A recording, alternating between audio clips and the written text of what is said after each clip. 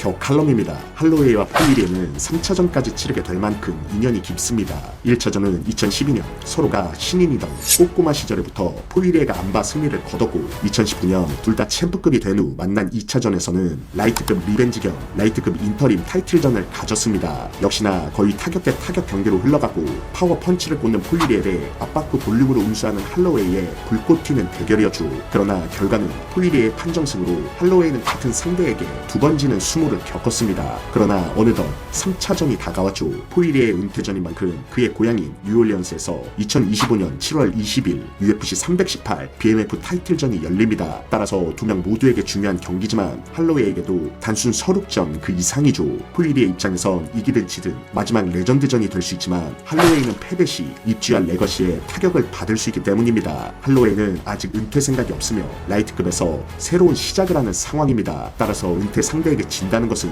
아무래도 뭐야 포이리에가 아니라 할로웨이가 은퇴해야 하는 거 아냐? 라는 소리도 나올 수 있기 때문이죠. 어쨌든 개인적으로는 둘이 굳이 1대1 상황도 아닌데 왜 붙어야 하는지 이해가 안 갔고 사실 좀 아쉬웠습니다. 물론 서로는 서로를 레전드라 칭하기에 만족하는 모습이지만 좀 의아한 건 사실이었죠. 더군다나 BMF라는 상징적 매력이 함께 결합해 성사된 건데 포이리에가 이기고 벨트를 들고 퇴장하면 아무래도 BMF 타이틀은 역사 속으로 사라질 가능성도 보이네요. 따라서 은퇴를 앞둔 포이리에보다 할로웨이가 잃을 게 상당히 더 많을 것 같다는 생각입니다. 사실상 2차전과 비슷하게 경기가 흘러갈 것 같기도 한데 포이리에는 파워 카운터 위주, 바디샷, 압박력을 선보일 테고 할로웨이는 아웃파이팅, 볼륨, 스피드, 연타리 등 플레이를 하지 않을까 싶습니다. 체력이나 지구력 또한 너무 강한 파이터들이라 오히려 초중반 리듬 싸움이 핵심이 될 것 같죠. 둘 다 타격이 강점이고 그래플링은 중립적이긴 한데 2차전에서 보듯 그래플링은 데미지 최소와 잠시 휴식이 아닌 이상 딱히 나올 것 같진 않습니다.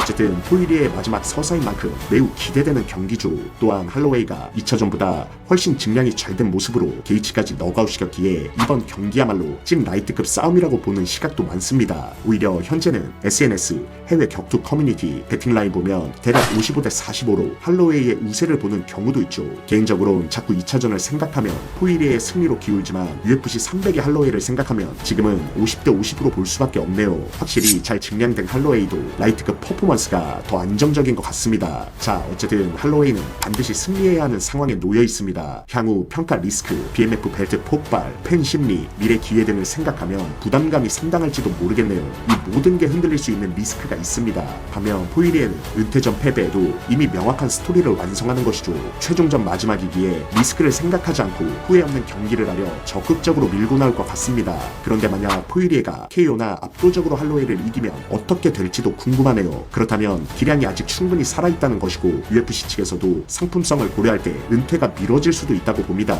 경기 후 더 경쟁해야겠다라는 마음이 들 수도 있죠. 할로웨이를 잡은 것은 사실상 대어를 잡은 상황이니까 말이죠. 정말 할로웨이에게 포이리에는 인간 상성의 기운이 개인적으로 포이리에가 할로웨이를 화끈하게 잡아낸다면 다음은 오히려 토프리아 대 포이리의 경기 요구가 빗발칠 것 같습니다. 따라서 보는 재미가 더 극대화될 것 같네요. 자, 그럼 UFC 318 트릴로지의 마지막 이야기가 할로웨이의 승리가 될지 아니면 동세대 파이터였던 코리안 좀비만큼 포이리의 멋진 은퇴식이 될지 한번 지켜보시죠.